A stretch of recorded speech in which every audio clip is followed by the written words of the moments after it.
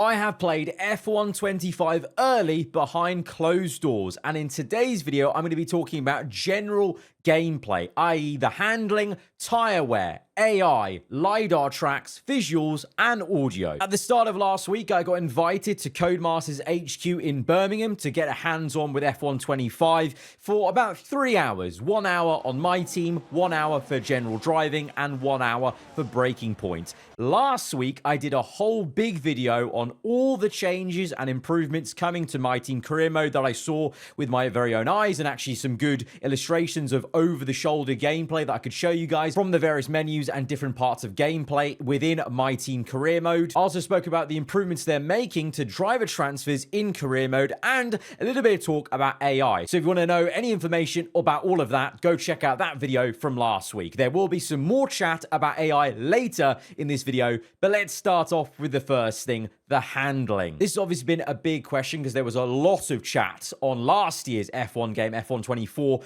about the handling. So I'm going to kind of just get it out the way first before focusing on other areas of the general gameplay. So having played it for a total of 3 hours in limited ways, because with my team, it was more about seeing that game mode. With breaking point, the same thing. So in terms of pure driving, you're probably talking about 1.5 hours with the game, just driving. And the build I played of F125, in many ways, I think was more mature than the closed beta build, but then obviously those betas will probably feed into changes and slight improvements to the build I played when it comes to the preview build we're going to then get in May. So from what I've most recently played, with a big asterisk because there could be changes coming in the next month, the best way I can describe the handling is a now happy blend of F123 and F124 handling, i.e. it feels a little bit more mellow in terms of some of the really massive, grip areas that F124 unrealistically had, but there's also still the sharp turning and reactions, which, to be fair, although were very weird to get used to at the start of F124,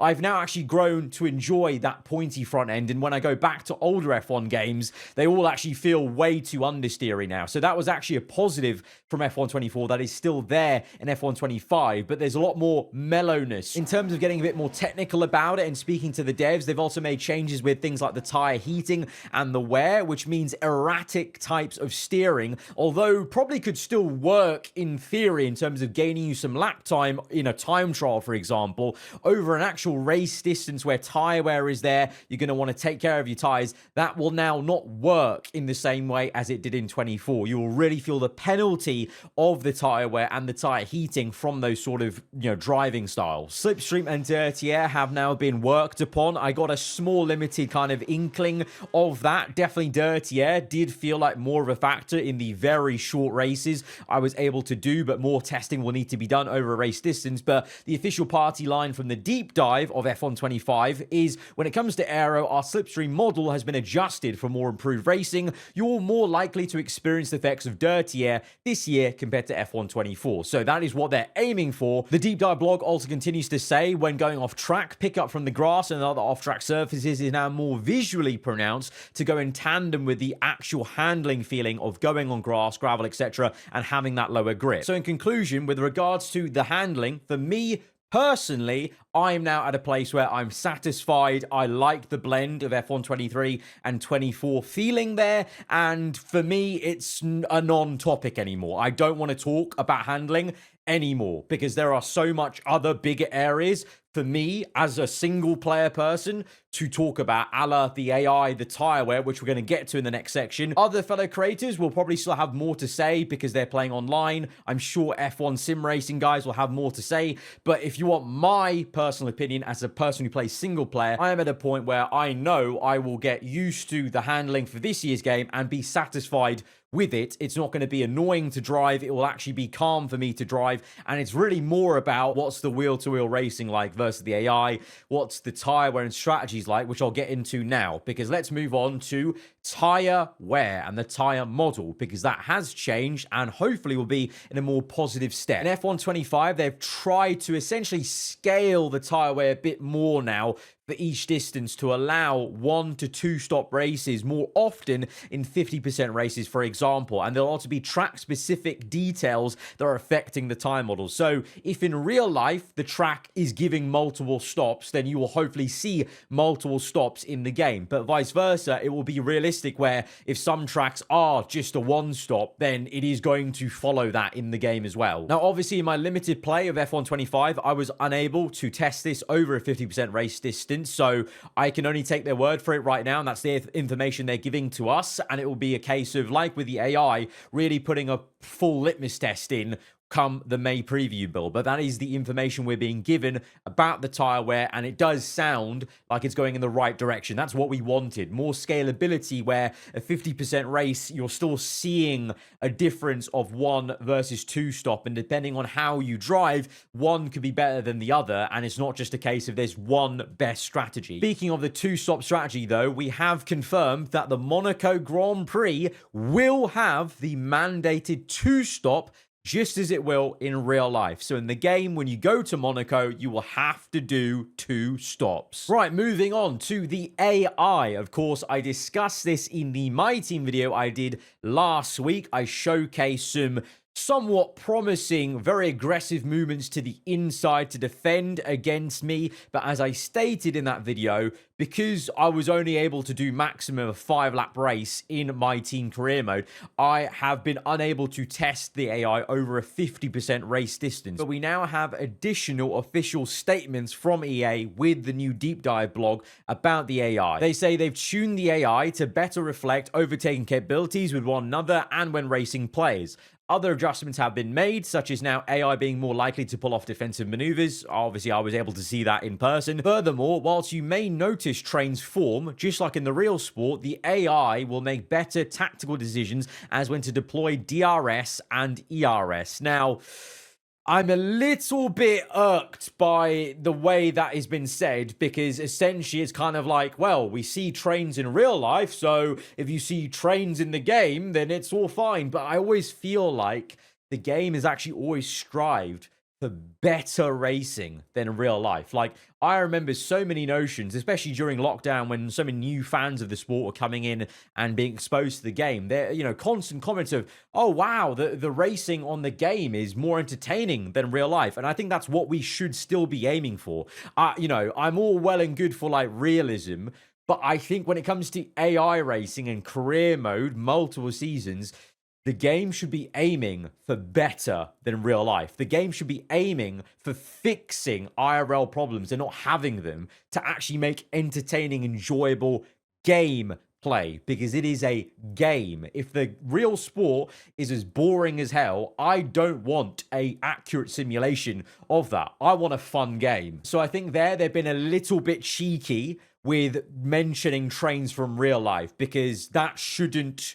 That I just don't care. They go on to say, with countless racing scenarios and over 100 difficulty levels to accommodate for, there's a lot of work that goes into the AI, which there is, because to be fair, they have to train the AI at every single level. Anytime they make a handling tweak, anytime they make an ERS or DRS change, they have to retrain the AI at every level to make sure they, at least in a non-game breaking way, work. But they say, we hope the changes made for this year will unlock more realistic and dynamic racing moments between you and these computer-driven competitors. So I was hoping for more official statement encouragement about what they've done with the AI. It will just be a case of, as soon as I can get my hands on a preview build next month of F1 25, then one of the first things I'll be doing is trying to thoroughly test the AI in 50% race distances to really get a proper, no room to hide, visual representation of what the AI are like. And then that's when I and you can make your judgments of the AI. Right now, we're just going off my limited snippets of 5-lap races, which do, to be fair to them, show the AI moving more to defend, which is good. And we had that tiny example of the AI on AI, like photo finish across the line in the My Team mini race I did for Australia. So that, if we see more of that, that's great. And hopefully we see more of that in the middle of the race, where they're constantly, trying to go for those moves, actually using ERS properly. But we're yet to see it. And I got told they were going to be telling us a little bit more about the AI in the deep dive vlog. But what I've come away with that is that's not exactly what I thought they were going to be, showing. Like, essentially, I feel like that's a little bit defensive from their part, which I think is fair for me to say. It sounds like a defensive explanation of the AI. We now move on to the LIDAR track improvements. So there are going to be some big improvements to Bahrain, Miami, Melbourne, Suzuka, and Imola. Now, I know straight away people will be thinking, oh, why can't we have every single track? These things take time. They cost money to send out these things to go scan the track. I assume the roadmap is essentially bit by bit. Hopefully next year they do another 5 tracks and then another 5. And then all of a sudden we have a whole season, a whole grid of LIDAR tracks. But right now we're getting 5 updates to 5 different tracks. We already had some updates to Silverstone and Spa last year, actually. So this is an additional. So in total, we've now got, I think, 7 newly LIDAR scanned tracks. And from the deep dive video and from what I have personally played of F1 25, you can really notice these changes, especially in the surrounding areas of the track. It feels now a lot more alive and dense. Like Australia, for example. Obviously, you guys know I went to the Australian Grand Prix earlier this year for the season opener, and having been there now and then playing Australia in this session I had on F1 25, there was so many instances where I was like, oh, that is actually entirely accurate. Like that foliage, that tree on the side,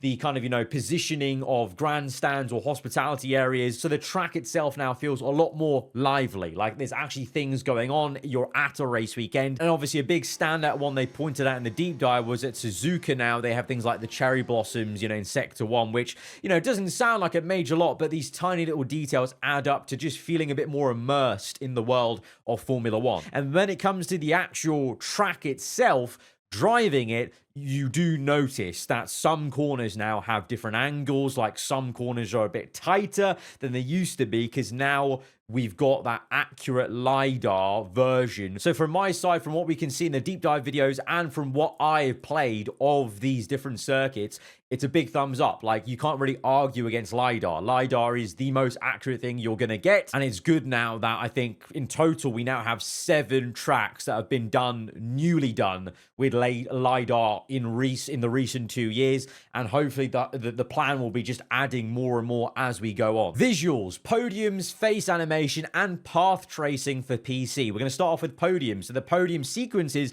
have been reworked. So they've used now motion-driven cameras with more natural camera treatments for those top 3 celebrations to taste that little bit sweeter, they say in the blog. I got some good shots of that myself in the My Team Career Mode play of the podium sequences that I can now show you guys here. And obviously in the deep dive video, you can also see them in full high definition there. So some slightly different angles, kind of more like you're almost kind of there with the podium guys. And when it comes to facial animations, they're now using NVIDIA audio to face technology. And so from the deep dive blog, they say we've been able to deliver more extensive facial animations from career to breaking point. The reintroduced press interviews now capture drivers delivering their responses in more authentic fashion, with this technology extending to the facility heads in My Team. So in My Team and in Breaking Point, there's going to be this new tech where the animation should hopefully look a bit more natural, a little better, because in My Team, there are going to be these facility heads,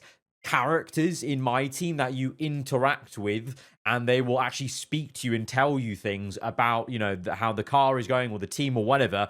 And then in Breaking Point, there used to be the over-the-shoulder interviews as part of the story mode, but now it's not going to be over the shoulder. You will actually see the character say the words as you choose the options, basically, and that's thanks to the new technology. And it definitely looked a lot better to me, having played Breaking Point and experienced those things in My Team Career Mode. And finally, path tracing for PC. Now, in general, the visuals of F1 25, you'll notice, will slightly be improved on PS5 and Xbox Series X and S, because we have dropped the old generation. There will be a natural improvement of the graphical fidelity and general things. They've changed things like the tone mapping and lighting balance improvements to create a more dramatic effect across all types of weather, with better representation of different things like cloud coverage, for example. But specifically now on PC, and I feel like this is an option you wouldn't have got if we were still on old generation. This is where now they can start to open up the taps and for PC players give you that extra option. So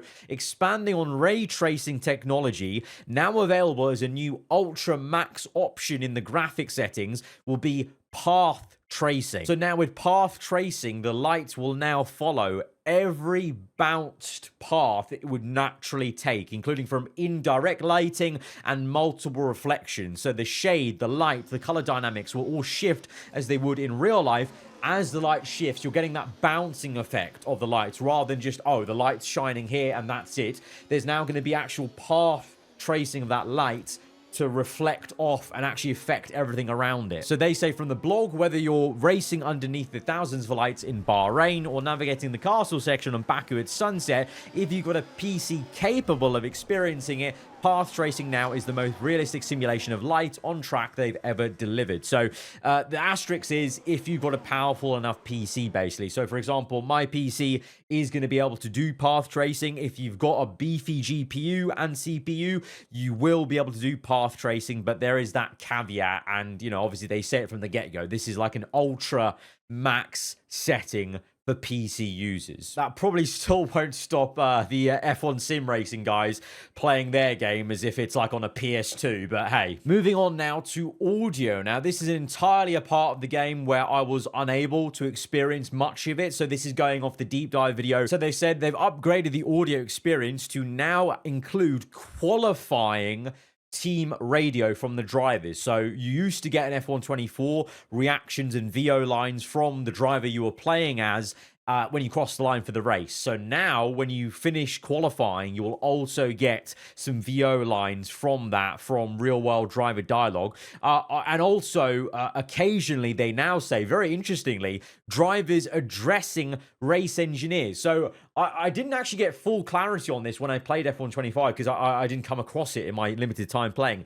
But I believe that means that basically in this session, as you're driving, you might be able to hear a little bit of back and forth between the driver you're playing as and the engineer. And of course now, because in My Team Career Mode, you are driving as one, either of your real drivers, you'll actually come across that more often than you think in actual career mode and My Team Career Mode, because you're driving as an actual driver rather than yourself, where there wouldn't be any VO lines. And they also say, depending on what happens on track, you may encounter some entirely new radio audio sequences, including voice lines for pole positions, flags, and those from team principals. And in the deep dive, they specify a moment where Christian Horner is talking to Max Verstappen, and it seems like basically you'll be hearing audio from not even yourself, the man on pole. You'll hear their radio chatter as the session finishes or they cross the line for their pole lap. They say they've more than doubled their pool of real driver voice lines since F124, which is only a good thing. That's great, because it's almost like they're trying to do as many as basically F1 Manager has, where you've just got this huge database of audio lines to splice together and create these team radio moments. And it's only a good thing, I think, to have more and more of them cropping up in the middle of your gameplay sessions or at the end of sessions with polls and flags and such. So that is going to be it for this video. We've gone through handling, tire wear, AI, LIDAR tracks, visuals, and audio. You may notice I've not mentioned the decal editor and reverse tracks because those things are so unique that I think they deserve a whole separate video so they don't get lost in like one big video. So stay tuned later today on the channel where I'll go through the decal editor, and then tomorrow look out for a video all about the reverse track racing. But guys, if you have enjoyed this video and found it informative, then be sure to hit the like button. Like I said, if you want to check out all the changes coming to My Team Career Mode, I did a big video on that last week, so check that one out. And if you're new around here, do get subscribed for those extra videos coming today and tomorrow. Till then, hope you enjoy the rest of your day. Goodbye.